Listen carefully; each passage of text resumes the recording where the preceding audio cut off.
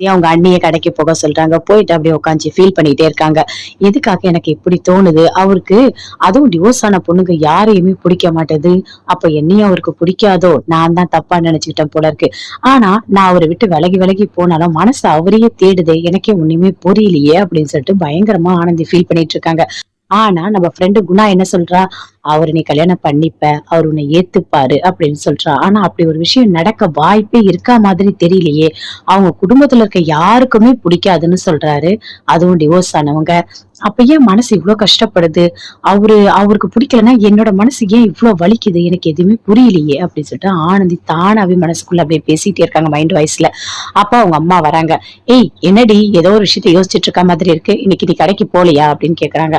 ஆ அதுவாம்மா, இல்லம்மா இன்னைக்கு என்ன அண்ணிய போக சொல்லியிருக்கேன். எனக்கு ஒரு மாதிரி தலைவலிக்கிற மாதிரி இருக்கு. நீ டீ போட்டு குடு. நான் கொஞ்ச நேரம் படுத்து தூங்க போறேன் அப்படின்னு ஆனந்தி சொல்றாங்க. ஏய் அதான் பிரச்சனையா? இல்ல வேற ஏதாவது பிரச்சனையா? அப்படின்னு அவங்க அம்மா கேக்குறாங்க. அம்மா அதெல்லாம் ஒண்ணும் இல்லம்மா. நீ போம்மா அப்படின்னு ஆனந்தி சொல்றாங்க. ஆனந்தி ரொம்ப ஃபீல் பண்றாங்க. ஆனந்தியோட அண்ணி கடைக்கு போறாங்க. குமரன் பாக்குறாரு. பாத்துட்டு கேக்குறாரு, ஏன் ஆனந்தி இன்னைக்கு வரலையா அப்படின்னு சொல்லிட்டு. இல்ல அவளுக்கு ஏதோ உடம்பு முடியலையா, அதனால வீட்டுல லீவ் எடுத்துட்டா. அதுக்கு பதில் என்ன போக சொன்னா அப்படின்னு சொல்றாங்க. ஓ அப்படியா, சரி சரி அப்படின்னு சொல்லிட்டு குமரன் சொல்றாரு.